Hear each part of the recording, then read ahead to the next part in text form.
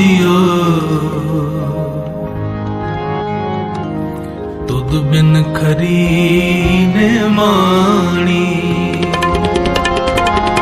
मिल मेरे प्रीतमा जियो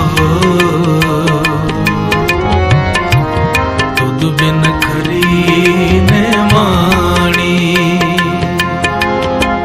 मैं नैनी नींद न आवे जियो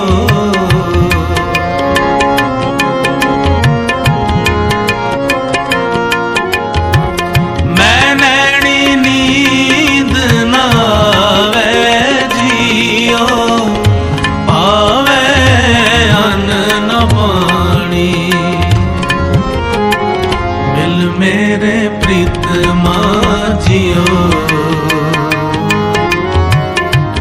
तुद बिन खरी ने माणी।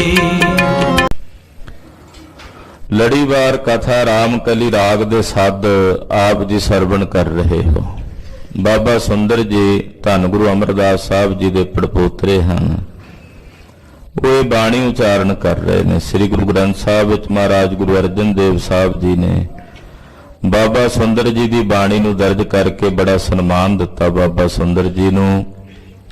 ਬਾਬਾ ਸੁੰਦਰ ਜੀ ਧੰਨ ਗੁਰੂ ਅਮਰਦਾਸ ਸਾਹਿਬ ਜੀ ਨੇ ਜਦੋਂ ਸੱਚਖੰਡ ਜਾਣਾ ਸੀ ਉਸ ਵੇਲੇ ਦਾ ਸਾਰਾ ਪ੍ਰਸੰਗ ਇਸ ਬਾਣੀ ਰਾਮਕਲੀ ਰਾਗ ਦੇ ਸੱਦਾਂ ਵਿੱਚ ਵਰਣਨ ਕਰ ਰਹੇ ਨੇ।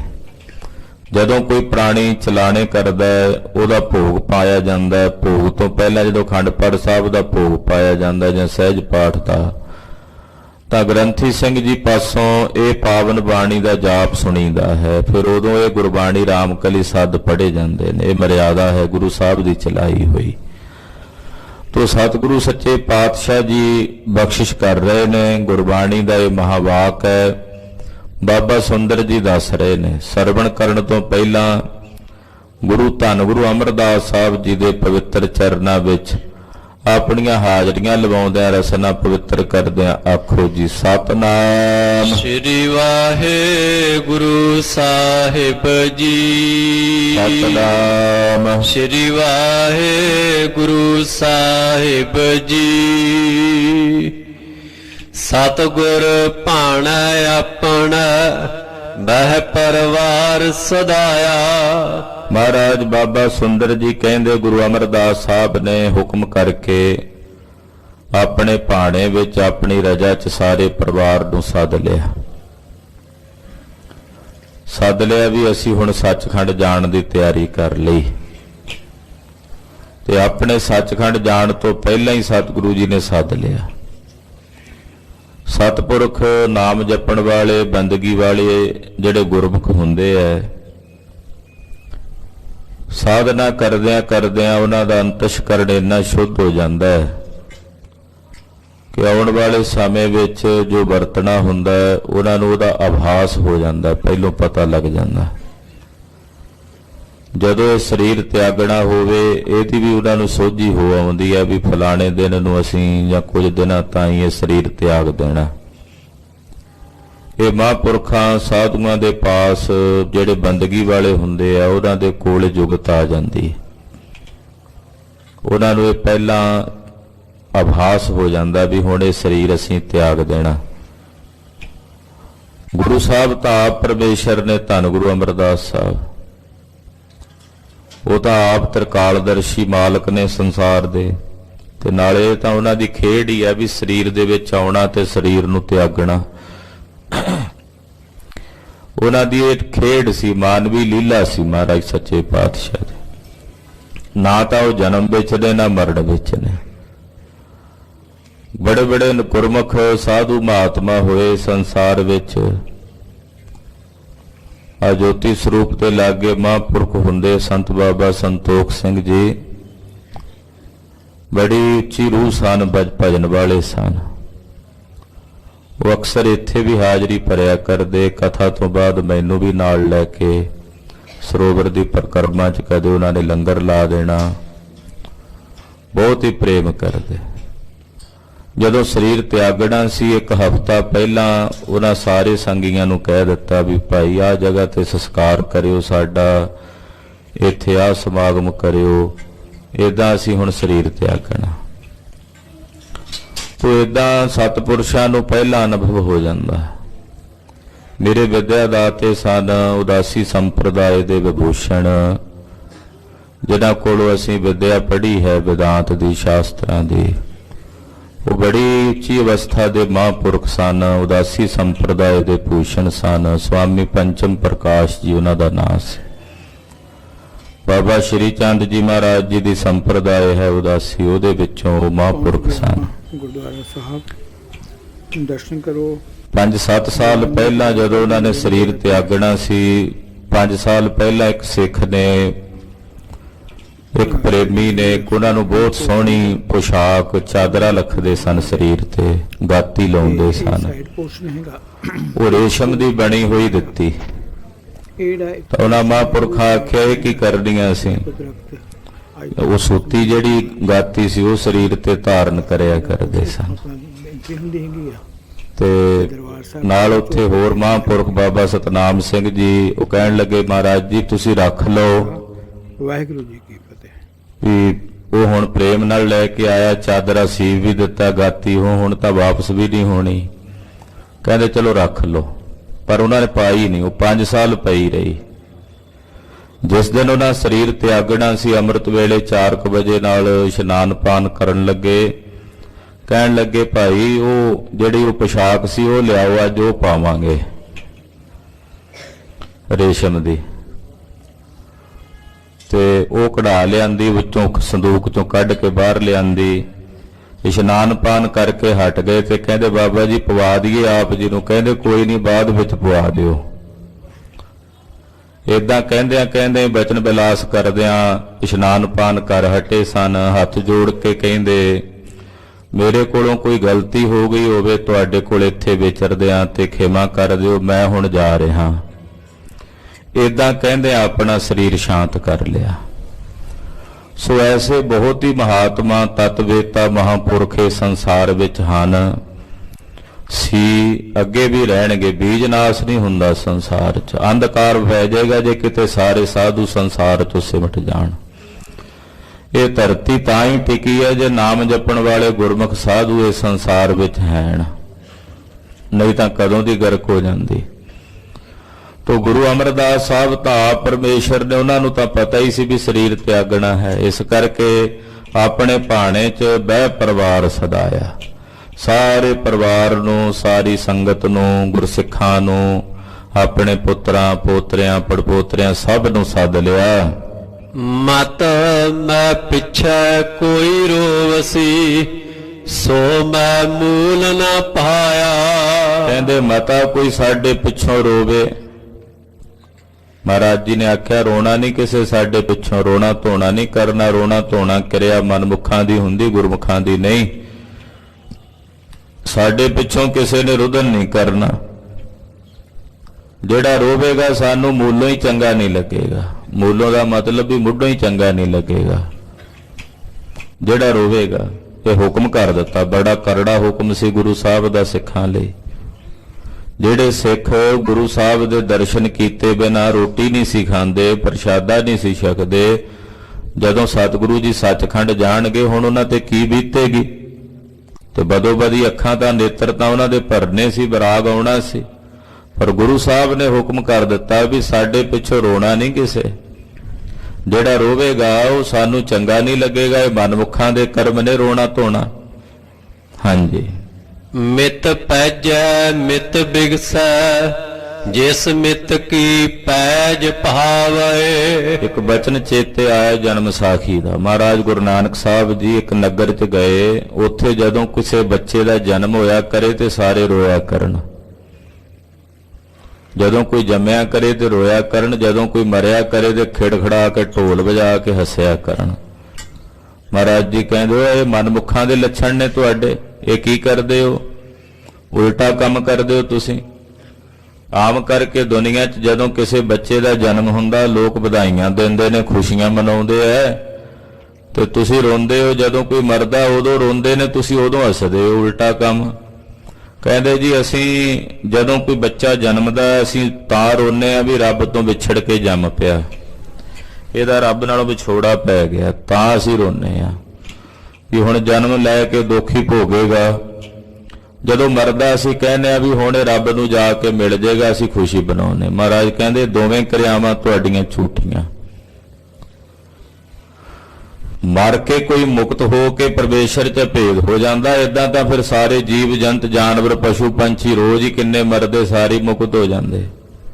ਨਾਲੇ ਇਹ ਹੁਕਮ ਅਕਾਲ ਪੁਰਖ ਦਾ, ਉਹਦੇ ਹੁਕਮ 'ਚ ਭੇਜੇ ਆਉਂਦੇ ਆ ਜੀਵ, ਸੱਦੇ ਤੇ ਚਲੇ ਜਾਂਦੇ ਨੇ। ਤੇ ਤੁਸੀਂ ਉਹਦੇ ਹੁਕਮ 'ਚ ਜਦੋਂ ਆਉਂਦੇ ਨੇ ਉਦੋਂ ਰੋਂਦੇ ਹੋ, ਜਦੋਂ ਜਾਂਦੇ ਨੇ ਉਹਦੇ ਹੁਕਮ 'ਚ ਤਾਂ ਤੁਸੀਂ ਹੱਸਦੇ ਹੋ। ਤੁਹਾਡਾ ਉਲਟਾ ਕੰਮ ਏਦਾਂ ਨਹੀਂ ਕਰਨਾ। ਭਾਣੇ 'ਚ ਰਹਿਣਾ, ਰਜਾ 'ਚ ਰਹਿਣਾ। ਉਹਦੀ ਰਜਾ 'ਚ ਜੀਵ ਆਉਂਦੇ, ਉਹਦੀ ਰਜਾ 'ਚ ਚਲੇ ਜਾਂਦੇ। ਇਸ ਕਰਕੇ ਸਤਿਗੁਰੂ ਸੱਚੇ ਪਾਤਸ਼ਾਹ ਜੀ ਇੱਥੇ ਫਰਮਾਉਂਦੇ ਆ, ਭਾਈ ਸਾਡੇ ਪਿੱਛੋਂ ਕਿਸੇ ਨੇ ਰੋਣਾ ਨਹੀਂ, ਮਨਮੁਖਾਂ ਦਾ ਕਰਮ ਹੁੰਦਾ ਹੈ।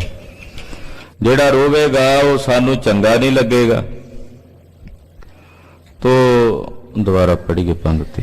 ਮਿਤ ਪੈਜੈ ਮਿਤ ਬਿਗਸੈ, ਜਿਸ ਮਿਤ ਕੀ ਪੈਜ ਭਾਵੈ। ਮਹਾਰਾਜ ਜੀ ਕਹਿੰਦੇ ਦੱਸੋ, ਕਹਿਣ ਲੱਗੇ ਜੀ ਸਾਨੂੰ ਤਾਂ ਰੋਣਾ ਆਵੇਗਾ। ਪਾਤਸ਼ਾਹ ਕਹਿੰਦੇ ਦੱਸੋ ਵੀ ਤੁਹਾਡੇ ਕਿਸੇ ਮਿੱਤਰ ਨੂੰ ਕਿਸੇ ਸਭਾ ਵਿੱਚ, ਰਾਜ ਸਭਾ 'ਚ ਸਿਰੇ ਪਾਉ ਮਿਲੇ, ਤੁਹਾਨੂੰ ਖੁਸ਼ੀ ਹੋਵੇਗੀ ਕਿ ਰੋਵੋਗੇ ਤੁਸੀਂ? ਕਹਿੰਦੇ ਜੀ ਸਾਨੂੰ ਖੁਸ਼ੀ ਹੋਵੇਗੀ ਜੇ ਸਾਡੇ ਮਿੱਤਰ ਨੂੰ ਸਿਰੇ ਪਾਉ ਮਿਲੇ। ਮਹਾਰਾਜ ਜੀ ਕਹਿੰਦੇ ਮਿੱਤ ਨੂੰ ਪੈਜ ਸਰੋਪਾ ਮਿਲੇ ਤੇ ਮਿੱਤ ਬਿਗਸਾ, ਉਹਦਾ ਮਿੱਤਰ ਖੁਸ਼ ਹੁੰਦਾ। ਜਿਸ ਮਿੱਤ ਕੀ ਪੈਜ ਭਾਵੇ, ਜਿਹਨੂੰ ਆਪਣੇ ਮਿੱਤਰ ਦੀ ਇੱਜ਼ਤ ਚੰਗੀ ਲੱਗੇ, ਵੀ ਮੇਰੇ ਮਿੱਤਰ ਨੂੰ ਇੱਜ਼ਤ ਮਿਲ ਰਹੀ ਹੈ, ਸਨਮਾਨ ਮਿਲ ਰਿਹਾ, ਉਹਨੂੰ ਖੁਸ਼ੀ ਹੁੰਦੀ ਹੈ।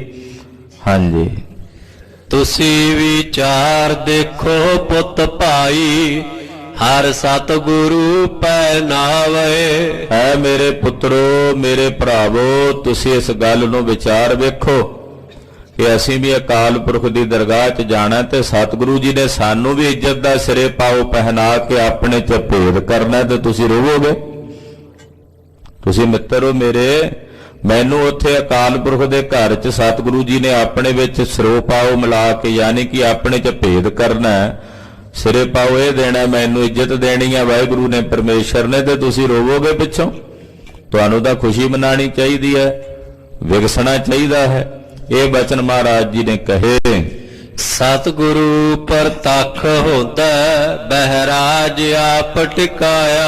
ਸਤਿਗੁਰੂ ਗੁਰੂ ਅਮਰਦਾਸ ਸਾਹਿਬ ਜੀ ਨੇ ਆਪਣੇ ਪ੍ਰਤੱਖ ਹੁੰਦਿਆਂ ਆਪ ਸ੍ਰੀ ਗੁਰੂ ਰਾਮਦਾਸ ਸਾਹਿਬ ਜੀ ਨੂੰ ਰਾਜ ਤੇ ਬਿਠਾਇਆ, ਗੁਰਗੱਦੀ ਤੇ ਬਿਠਾ ਕੇ ਟਿਕਾਇਆ ਤੇ ਟਿੱਕਾ ਦਿੱਤਾ ਗੁਰਿਆਈ ਦਾ। ਸਭ ਸਿੱਖ ਬੰਦਪ ਪੁੱਤ ਭਾਈ, ਰਾਮਦਾਸ ਪੈਰੀ ਪਾਇਆ। ਸਾਰੇ ਸਿੱਖਾਂ ਨੂੰ, ਰਿਸ਼ਤੇਦਾਰਾਂ ਨੂੰ, ਪੁੱਤਰਾਂ ਨੂੰ, ਭਰਾਵਾਂ ਨੂੰ, ਸੰਬੰਧੀਆਂ ਨੂੰ ਸ੍ਰੀ ਗੁਰੂ ਰਾਮਦਾਸ ਸਾਹਿਬ ਜੀ ਦੇ ਚਰਨੀ ਪਾ ਦਿੱਤਾ ਕਿ ਸਭ ਨੇ ਗੁਰੂ ਰਾਮਦਾਸ ਸਾਹਿਬ ਨੂੰ ਨਮਸਕਾਰ ਕਰਨੀ। ਇਹ ਮੇਰਾ ਰੂਪ ਨੇ, ਇਹਨਾਂ ਵਿੱਚ ਤੇ ਮੇਰੇ 'ਚ ਕੋਈ ਭੇਦ ਨਹੀਂ। ਆਪਣੇ ਸੱਚਖੰਡ ਜਾਣ ਤੋਂ ਪਹਿਲਾਂ ਹੁੰਦਿਆਂ ਆਪਣੇ ਸਰੀਰ 'ਚ ਗੁਰੂ ਰਾਮਦਾਸ ਸਾਹਿਬ ਜੀ ਨੂੰ ਗੁਰਿਆਈ ਦਿੱਤੀ ਗੁਰੂ ਅਮਰਦਾਸ ਸਾਹਿਬ ਨੇ, ਔਰ ਸਾਰੀ ਸੰਗਤ ਨੂੰ, ਸਾਰੇ ਸਿੱਖਾਂ ਨੂੰ, ਰਿਸ਼ਤੇਦਾਰਾਂ, ਸੰਬੰਧੀਆਂ ਨੂੰ ਸ਼੍ਰੀ ਗੁਰੂ ਰਾਮਦਾਸ ਸਾਹਿਬ ਜੀ ਮਹਾਰਾਜ ਜੀ ਦੇ ਚਰਨੀ ਪਾਇਆ।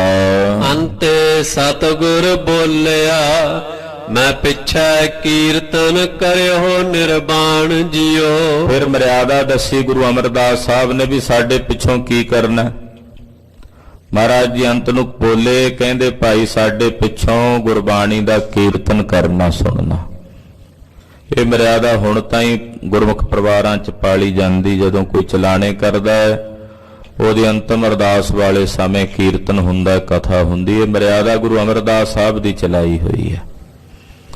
ਪਾਤਸ਼ਾਹ ਕਹਿੰਦੇ ਭਾਈ ਸਾਡੇ ਪਿੱਛੋਂ ਗੁਰਬਾਣੀ ਦਾ ਕੀਰਤਨ ਕਰਨਾ, ਵੈਰਾਗਮਈ ਗੁਰਬਾਣੀ ਦਾ ਕੀਰਤਨ ਕਰਨਾ, ਨਿਰਵਾਣ ਕੀਰਤਨ ਕਰਨਾ ਹੈ। ਕੇਸੋ ਗੋਪਾਲ ਪੰਡਿਤ ਸੱਦਿਓ, ਹਰ ਹਰ ਕਥਾ ਪੜ੍ਹ ਪੁਰਾਣ ਜੀਓ। ਕੇਸਾਂ ਵਾਲੇ ਕਿਸੇ ਵਿਦਵਾਨ ਕਥਾਕਾਰ ਨੂੰ, ਪੰਡਤਾਂ ਨੂੰ, ਪੰਡਤ ਮਤਲਬ ਵਿਦਵਾਨ ਨੂੰ ਸੱਦ ਕੇ ਉਹਦੇ ਪਾਸੋਂ ਹਰੀ ਪੁਰਾਣ ਦੀ ਕਥਾ ਸੁਣਨੀ। ਹਰੀ ਪੁਰਾਣ ਦਾ ਮਤਲਬ ਹਰੀ ਦੀ ਕਥਾ, ਪਰਮੇਸ਼ਰ ਦੀ ਕਥਾ, ਅਕਾਲ ਪੁਰਖ ਦੀ ਜਿਹੜੀ ਕਥਾ ਹੈ, ਗੁਰਬਾਣੀ ਦੀ ਕਥਾ ਹੈ, ਉਹ ਸੁਣਨੀ ਹੈ। ਹਰ ਕਥਾ ਪੜ੍ਹੀਐ ਹਰ ਨਾਮ ਸੁਣੀਐ ਬੇਬਾਨ ਹਰ ਰੰਗ ਗੁਰ ਭਾਵੈ। ਹਰੀ ਦੀ ਕਥਾ ਨੂੰ ਪੜ੍ਹਨਾ, ਹਰੀ ਦਾ ਨਾਮ ਸੁਣਨਾ। ਕਹਿੰਦੇ ਜਿਹੜਾ ਸਾਡੇ ਲਈ ਬਿਬਾਨ ਨਹੀਂ ਬਣਾਉਂਦੇ ਬਾਅਦ ਚ, ਜਿਹਦੇ ਚ ਸਰੀਰ ਸਜਾਇਆ ਜਾਂਦਾ ਹੈ। ਮਹਾਰਾਜ ਜੀ ਕਹਿੰਦੇ ਸਾਨੂੰ ਇਹ ਬਿਬਾਨ ਪਾਉਂਦਾ ਕਿਹੜਾ ਹਰੀ ਦੇ ਨਾਮ ਦੇ ਰੰਗ ਦਾ ਬਿਬਾਨ ਪਾਉਂਦਾ। ਇਹ ਬਿਬਾਨ ਹੈ ਸਾਡੇ ਲਈ। ਹਰੀ ਅਕਾਲ ਪੁਰਖ ਪਰਮੇਸ਼ਰ ਦੇ ਨਾਮ ਦਾ ਜਿਹੜਾ ਰੰਗ ਹੈ ਉਹ ਬਿਬਾਨ ਗੁਰੂ ਨੂੰ ਪਾਉਂਦਾ ਹੈ। ਪਿੰਡ ਪਤਲ ਕਿਰਿਆ ਦੀਵਾ ਫੁੱਲ ਹਰ ਸਰ ਪਾਵੇ। ਕਹਿੰਦੇ ਆਮ ਕਰਕੇ ਲੋਕਾਂ ਦੇ ਵਿੱਚ ਇਹ ਰਵਾਇਤ ਸੀ ਪਿੰਡ ਪੱਤਲ ਕਿਰਿਆ ਦੀਵਾ ਆਦਿਕ ਕਰਨ ਦੀ, ਪਿੰਡ ਤਾਰਨ ਦੀ। ਮਹਾਰਾਜ ਜੀ ਕਹਿੰਦੇ ਸਾਡੇ ਵਾਸਤੇ ਤਾਂ ਪਿੰਡ ਪੱਤਲ ਕਿਰਿਆ ਦੀਵਾ ਫੁੱਲ ਜਿੰਨੇ ਵੀ ਹਨ, ਜਿਹੜੇ ਪੁਸ਼ਪ ਆਦਿਕ ਹੁੰਦੇ ਸਰੀਰ ਦੇ ਫੁੱਲ, ਅੰਗੀਠਾ, ਕਹਿੰਦੇ ਨਾਮ ਜਪਣ ਵਾਲੇ ਜਿਹੜੇ, ਕਿਉਂਕਿ ਜਨ ਕੇ ਚਰਨ ਤੀਰਥ ਕੋਟ ਗੰਗਾ, ਨਾਮ ਜਪਣ ਵਾਲੇ ਗੁਰਮੁਖ ਜਨ ਜਿਹੜੇ ਨੇ ਉਹਨਾਂ ਦੇ ਚਰਨਾਂ ਦੇ ਵਿੱਚ ਹੀ ਕਹਿੰਦੇ ਸਾਡੀ ਇਹ ਸਾਰੀ ਕਿਰਿਆ ਹੈ। ਉਹਨਾਂ ਦੇ ਚਰਨ ਹੀ ਸਭ ਤੋਂ ਵੱਡੇ ਤੀਰਥ ਹਨ। ਹਰ ਭਾਇਆ ਸਤਿਗੁਰ ਬੋਲਿਆ ਹਰ ਮਿਲਿਆ ਪੁਰਖ ਸੁਜਾਨ ਜੀਓ। ਹਰੀ ਵਾਹਿਗੁਰੂ ਨੂੰ ਜਦੋਂ ਸਾਰਾ ਕੁਝ ਭਾ ਗਿਆ ਫਿਰ ਸਤਿਗੁਰੂ ਜੀ ਬੋਲੇ, ਔਰ ਹਰੀ ਅਕਾਲ ਪੁਰਖ ਵਾਹਿਗੁਰੂ ਪਾਰ ਬ੍ਰਹਮ ਪਰਮੇਸ਼ਰ ਨੂੰ ਸਤਿਗੁਰੂ ਗੁਰੂ ਅਮਰਦਾਸ ਸਾਹਿਬ ਜੀ ਜਾ ਕੇ ਅਭੇਦ ਹੋਏ। ਰਾਮਦਾਸ ਸੋਢੀ ਤਿਲਕ ਦੀਆ ਗੁਰ ਸ਼ਬਦ ਸੱਚ ਨੀਸਾਨ ਜੀਓ। ਧੰਨ ਗੁਰੂ ਰਾਮਦਾਸ ਸਾਹਿਬ ਜੀ ਸੋਢੀ ਸੁਲਤਾਨ ਪਾਤਸ਼ਾਹ ਨੂੰ ਗੁਰਿਆਈ ਦਾ ਤਿਲਕ ਦਿੱਤਾ। ਗੁਰੂ ਸਾਹਿਬ ਜੀ ਨੇ ਸ਼ਬਦ ਦੁਆਰਾ ਇਹ ਨਿਸ਼ਾਨ ਲੇਖ ਸੰਸਾਰ 'ਚ ਪ੍ਰਗਟ ਕਰਕੇ ਕਹਿ ਦਿੱਤਾ ਕਿ ਸ੍ਰੀ ਗੁਰੂ ਰਾਮਦਾਸ ਸਾਹਿਬ ਜੀ ਹੀ ਸਾਡੀ ਜੋਤ ਹਨ, ਸਾਡਾ ਰੂਪ ਹਨ। ਇਹਨਾਂ ਵਿੱਚ ਔਰ ਸਾਡੇ 'ਚ ਕੋਈ ਭੇਦ ਫਰਕ ਨਹੀਂ। ਸਤਿਗੁਰ ਪੁਰਖ ਜੇ ਬੋਲਿਆ ਗੁਰ ਸਿੱਖਾ ਮੰਨ ਲਈ ਰਜਾਏ ਜੀਓ। ਸਤਿਗੁਰੂ ਗੁਰੂ ਅਮਰਦਾਸ ਸਾਹਿਬ ਜੀ ਨੇ ਜਦੋਂ ਹੁਕਮ ਕੀਤਾ ਕਿ ਭਾਈ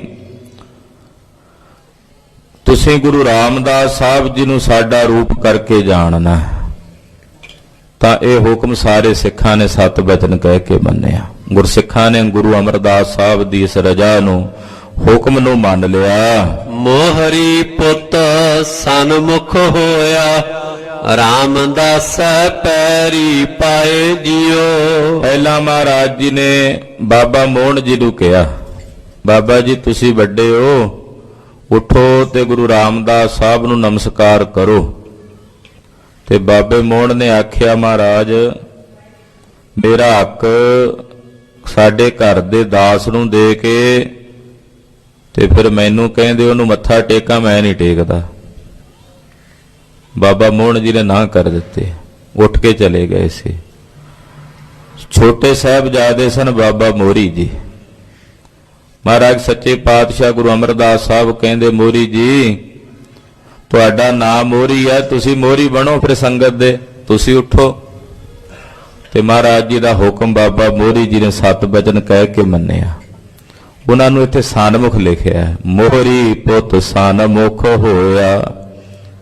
ਬਾਬਾ ਮੋਹਰੀ ਜੀ ਸਨਮੁਖ ਹੋ ਗਏ, ਸਭ ਤੋਂ ਮੂਹਰੇ, ਸਭ ਤੋਂ ਪਹਿਲਾਂ ਰਾਮਦਾਸ ਪੈਰੀ ਪਾਏ ਜੀਓ। ਧੰਨ ਗੁਰੂ ਰਾਮਦਾਸ ਸਾਹਿਬ ਦੇ ਚਰਨਾਂ ਤੇ ਸਭ ਤੋਂ ਪਹਿਲਾਂ ਬਾਬਾ ਮੋਹਰੀ ਜੀ ਨੇ ਮੱਥਾ ਟੇਕਿਆ, ਪਿੱਛੋਂ ਫਿਰ ਸਾਰੀ ਸੰਗਤ ਨੇ ਨਮਸਕਾਰ ਕੀਤੀ। ਸਭ ਪਵੈ ਪੈਰੀ ਸਤਿਗੁਰੂ ਕੇਰੀ ਜਿੱਥੈ ਗੁਰੂ ਆਪ ਰੱਖਿਆ। ਸਾਰੀ ਸੰਗਤ ਗੁਰੂ ਰਾਮਦਾਸ ਸਾਹਿਬ ਦੇ ਚਰਨੀ ਪਈ, ਸਭ ਨੇ ਚਰਨਾਂ ਤੇ ਨਮਸਕਾਰ ਕੀਤੀ। ਐਸੇ ਸਤਿਗੁਰੂ ਜਿਨ੍ਹਾਂ ਵਿੱਚ ਗੁਰੂ ਅਮਰਦਾਸ ਸਾਹਿਬ ਨੇ ਆਪਣਾ ਆਪ ਰੱਖ ਦਿੱਤਾ, ਜਿੱਥੇ ਗੁਰੂ ਆਪ ਰੱਖਿਆ, ਜਿੱਥੇ ਗੁਰੂ ਅਮਰਦਾਸ ਸਾਹਿਬ ਨੇ ਆਪਣਾ ਆਪ ਰੱਖ ਦਿੱਤਾ ਵੀ ਮੈਂ ਆਪਣਾ ਆਪ ਗੁਰੂ ਰਾਮਦਾਸ ਸਾਹਿਬ ਵਿੱਚ ਰੱਖ ਦਿੱਤਾ, ਤੁਸੀਂ ਇਹਨਾਂ ਨੂੰ ਨਮਸਕਾਰ ਕਰਨੀ। ਸਾਰੀ ਸੰਗਤ ਨੇ ਨਮਸਕਾਰ ਕੀਤੀ। ਕੋਈ ਕਰ ਬਖੀਲੀ ਨਿਵੈ ਨਾਹੀ ਫਿਰ ਸਤਿਗੁਰੂ ਆਣ ਨਿਵਾਇਆ। ਖਾਲਸਾ ਜੀ ਇੱਕ ਘਟਨਾ ਘਟੀ।